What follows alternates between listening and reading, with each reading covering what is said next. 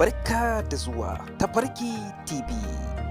Ku danna subscribe sannan ku danna alamar ƙararrawa domin samun sababbin shirye-shiryenmu da zarar mun ɗora. A'udhu billahi minash shaitanir rajim. Bismillahir rahmanir rahim. Wa sallallahu ala nabiyil karim. Inda alƙawari kashi na 4. Ganin dare ya raba, ina ta tunani, banda kukan tsanya da na gyare, ba abin da nake iya ji. Lokacin karfe 2 ta wuce. Daga ƙarshe dai na tsayar da shawara na ari kayan da Abubakar ya kawo mini ajiya. In ya so, kafin ya dawo, na yi ƙoƙari na sai wasu, sannan na kwanta bacci. Ina tunanin hanyar da zan bi wajen sayar da kayan. Nan da nan, Sale wani abokina da yake sayar da irin kayayyakin a kasuwa ya faɗo min a rai. Saboda haka, gobe da safe wajensa zani, ko shi ba zai siya ba, ya haɗa ni da wani. Na yi iyakar ƙoƙarina, amma na kasa bacci.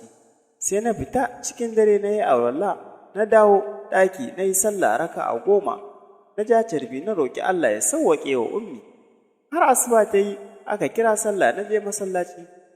Bayan an fito daga masallaci, gari ya waye sai na shiga gida, na je na gaida babana da babata. Suka tambaye ni yaya jikin ummi. Na ce da sauƙi. Babana ya ce, in an jima suna so su je su duba ta. Amma na tara hanzarin baba da cewa, da bari kuka yi sai da yamma, don ina kyauta da zaton za a sauya mata asibiti. Na tashi na koma ɗakina, komawa take da wuya, sai ga babata ta biyo ni. Me ya samu ummi ɗin? Na ce karyewa ta yi har waje 5. Kuɗin gyaran karyar kuma an ce naira 7,000 ne. Ta riƙe baki, 7,000 ɗin nan? Wannan irin ɗori ne da tsada haka har 7,000. Na ce ta karye a haƙarƙar ne, shi ne dalilin da ya jawo hakan. Ta yi salati sannan ta ci, Allah sarki ummi, Allah ya sauwaƙe mata. Karyar haƙarƙari ba ƙaramar masifa ba ce. Banda zamani ma ya zo, ai lokacin muna yara, in har mutum ya karye a haƙarƙari, fiddare ake da shi. Na ce ai inna har yanzu ɗin ma, sai dai kawai mu ce Allah ya kiyaye. Babu karya mai muni kamar ta. Babata ta ce to, Allah ya sauwaƙe mata. Kai kuma abin da nake so da kai shine, kar ka kinkimo wa kanka abin da ya fi ƙarfin arzikinka. Allah ya gani sanda kake yi mata, don kana iyakar ƙoƙarinka. Shi kuwa sauƙi na Allah ne. Kar ka kuskura ka ci bashi, ka yi amfani da abin da Allah ya hore maka, har kar ka takura wa kanka.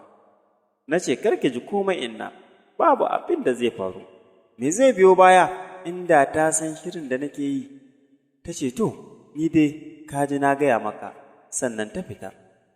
Hakika shawarar da babata ta bani ita ya kamata na ɗauka, amma saboda tunanin ummi da matsayinta a zuciyata, sai ban lura da nasihar da ta yi min ba. Lami ta kawo min abincin karin kumallo na karya, agogo na nuna 8:15. A lokacin da na shirya na fita, na fara zuwa gidan su Sale. Na yi sallama, aka ce da ni ya fita kasuwa, saboda haka sai na bi shi kasuwa. Na same shi ya buɗe rumfarsa muka gaisa, sannan ya tambaye ni lafiya, ya ganni a kasuwa haka da sanyin safiya. Dan abokaina sun san ni da baccin safe ranar Lahadi. Na kwashe labarin ummi na gaya masa, shi ma ya taya ni jimami gami da tausayawa. Sannan na bayyana masa abin da ya kawo ni wajensa. Ya zira hannayensa aljihu, ya ja dogon numfashi ya ce, Ito, ni lalle kam a zahiri ba ni da ƙarfin sayan wani kaya a halin yanzu, saboda na sayi kayayyaki da dama da kuɗina. Ɗan abin da yake hannuna babu yawa. Na ce, amma duk da haka, ina ganin ba za ka rasa kawo min wanda zai saya ba daga cikin abokan harkokinka. Ya ce, ba za a rasa ba, amma gaskiya tun da ka nuna ka matsu da kuɗin a wulaƙanta za su saya, wato ma'ana za su baka faɗuwa mai tarin yawa. Na ce, in dai kwalliya za ta biya kuɗin sabulu, ai shi kenan. A taƙaice dai, sai Sale ce in jira shi. Ya fita jim kaɗan sai gashi tare da wani inyamuri mai sayan kaya irin nasa. Sai gashi tare da wani inyamuri mai sayan kaya irin nasa. Kalu, na yi masa bayani sannan ya ce na je na kawo kayan ya gani. Na ɗauki tasi shata na je na kwaso kayan na kawo. Kalu ya duba kayan ɗaya bayan ɗaya, sannan ya tambaye ni nawa zan sayar masa. Na ce, su yi ciniki da shi da Sale. Tayin fara da ya yi sai ya taya 6,000.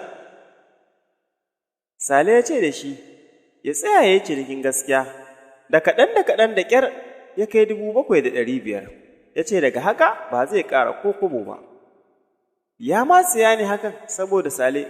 Sale ya ce ba za a siyar ba, amma saboda matsuwa da na yi, don ban san halin da Ummi take ciki a halin yanzu ba, sai na ce da Sale, babu komai, sallama masa. Sale ya ƙiyasta ya ga an faɗi sama da 5,000, sai ya dage ba za a siyar ba, amma ganin na ce sai ya haƙura akan a siyar ɗin. Aka tsayar da ciniki, Kalu ya je kawo kuɗi, aka tisa 7,500, ya ɗebi kayansa, ni kuma na yi wa Sale sallama na tafi asibitin Laila. Na tsayar da mota, na shiga data, amma saboda ruɗewa sai na ga kamar motar ba gudu take ba, kamar tantan ma ta fi ta gudu, da ƙyar muka isa. Na sauka daga misalin 10:30, na shiga asibitin da sauri, na haye matattakalar benen asibitin cikin gaggawa, na nufi gadon da Ummi take kwance. Tana kwance kamar jiya tana bacci, ga babarta ta yi zugum a kan kujera, ta yi lulluɓi, mahaifinta a tsaye ya jingina da garu, tsohuwa kuwa tana kwance a kan tabarma a ƙasa tana bacci. Na yi musu sallama suka amsa, sannan na durƙusa muka gaisa, na tambaye su jikin Ummi, suka ce da sauƙi. Na nufi daidai kan Ummi, na tsaya ina kallonta, tausayi da tunani suka lullube ni. Na tambayi mahaifin Ummi, likita, yana cikin ofis ne? Ya ce yana ciki. Na ce da shi, ya zo mu shiga. Na kwankwasa ƙofa, sannan muka shiga muka same shi a zaune. Na miƙa masa hannu muka gaisa, sannan muka zauna. Ya tambaya yaya akwai labari ne? Na ce ƙwarai akwai labari. Na zaro kuɗin da muka yi ciniki, na zare naira 500 da gaske. Na miƙa masa, ya yi murmushi, sannan ya sa hannu ya karɓa ya tisa. Sannan ya ce sun cika 7,000. Ya ɗauki tarho, ya yi magana mahaifin Ummi kuwa, da na dube shi, sai na ga ya yi matuƙar kaɗuwa saboda mamaki. Motar ɗaukar majinyatan asibitin Laila na gaba, mu kuma muna binta a baya cikin motar Sagiru. Ni a gaba, mahaifin Ummi da mahaifiyarta da tsohuwa suna bayan motar ɗaukar majinyatan, wadda ke ɗauke da Ummi. Ta yi kwana, ta shiga harabar asibitin Karama, muka bi shi a baya. Muka tsaya a daura da inda ya yi fakin. Sagiru ya ce yana zuwa, ya shiga cikin asibitin jin kaɗan, sai gashi ya fito tare da likita dogo fari sanye da toka-dokar jaket. Biye da shi kuma wasu ma'aikata ne na asibitin. Suka buɗe ƙofar motar ɗaukar majinyatan suka fito da Ummi a kan makarar asibiti, suka shige da ita cikin asibitin, yayin da likitoci biyu suka nufo mu, muka buɗe muka fita, muka gaisa da likitan. Ya karɓe mu cikin fara'a, sannan muka ɗunguma baki ɗaya muka shiga cikin asibitin. Da ni da mahaifin Ummi muka bi su cikin ofis, yayin da matan suka jira ma ƙofar ofis. Ofis ɗin yana da tsayi, amma babu faɗi. In ka ɗauke iya wajen tebur ɗin da yake da kujerun maziyarta guda biyu, babu sauran fili.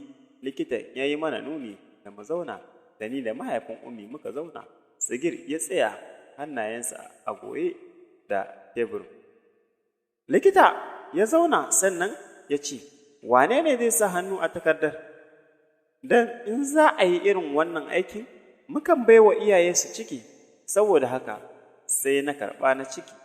Ya ɗauki tarho, ya yi jim kaɗan, sai ga wata ma'aikaciyar ta shigo, ya rubuta sunan Ummi takardar, ya bata ya ce ta je ta buɗe wa Ummi fayil. Bayan mun kammala komai, sai likitan tare da Sagir suka fita, muna biye da su, muka hau sama gaba ɗaya.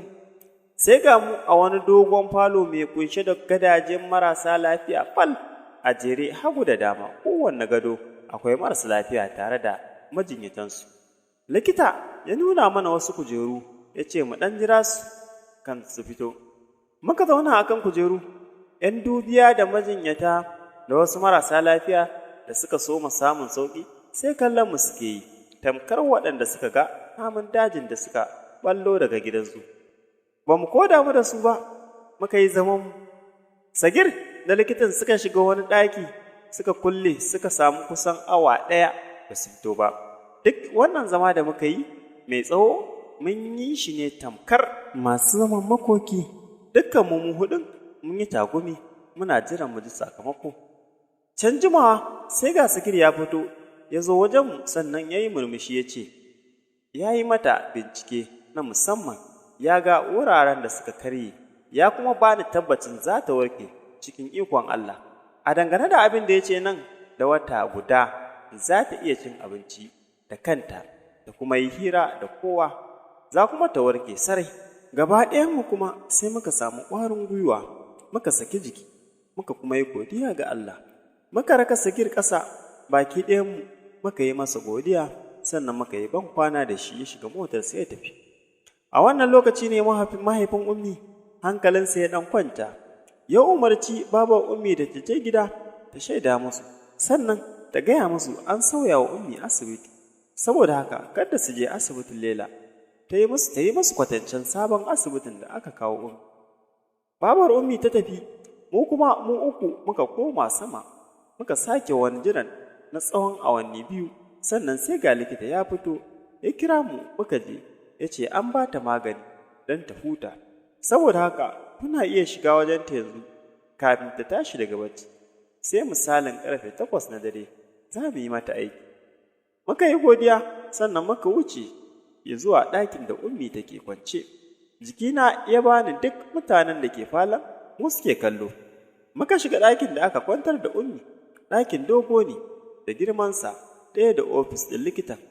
Akwai gado guda ɗaya wanda Ummi ke kwance da kujeru kushin guda 2 dogaye, sai tabarman leda guda 2 shimfiɗe. Mata guda 2 ma'aikatan asibitin suna daga ƙurewar ɗakin, suna ‘yan gyare-gyare. Muka yi musu sallama suka amsa, sannan suka gaishe mu cikin fara'a, suka kuma taya mu fatan Allah ya sauwaƙe wa. Ummi tana bacci, an sake mata sababbin filasta ƙafa da hannu. Muka zauna a kujerun zaman kusan minti 15, sai ga babar Ummi ta dawo tare da wajen mata 8 waɗanda suka zo duba Ummi. Muka gaisa, sannan na ce zan sauka ƙasa domin in sallah.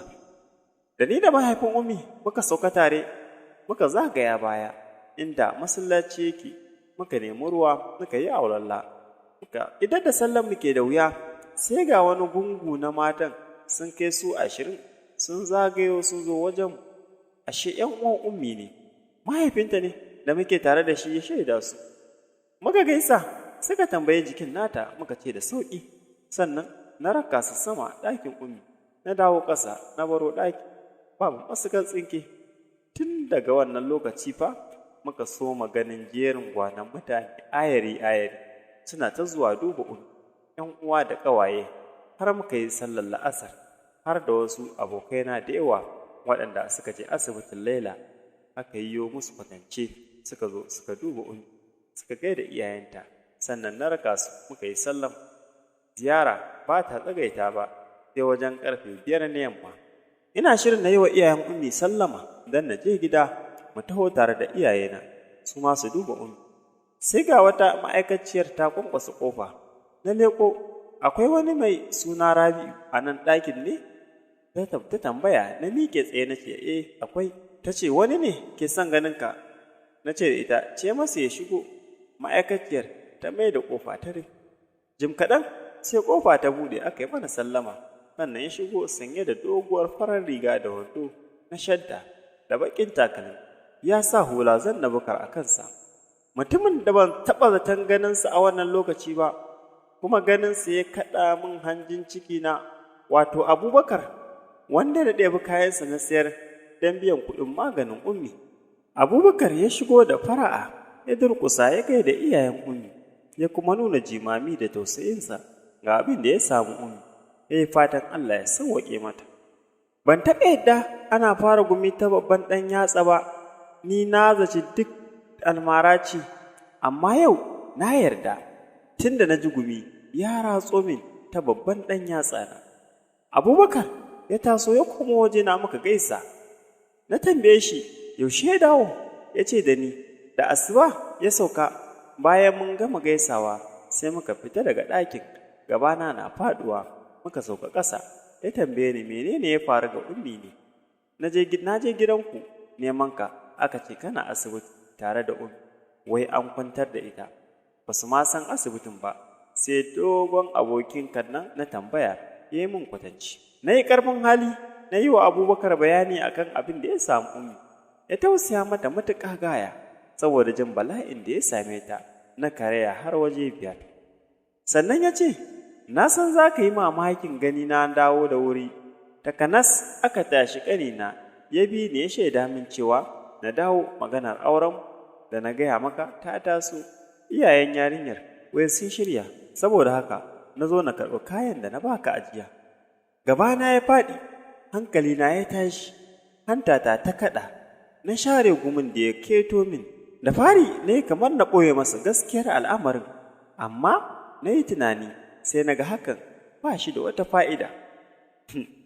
Cakwakiya kenan turka-turka, mai sauraro, ku kasance a shiri na gaba. Barka da zuwa Tafarki TV. Ku danna subscribe, sannan ku danna alamar ƙararrawa domin samun sababbin shirye-shiryenmu da zarar mun ɗora.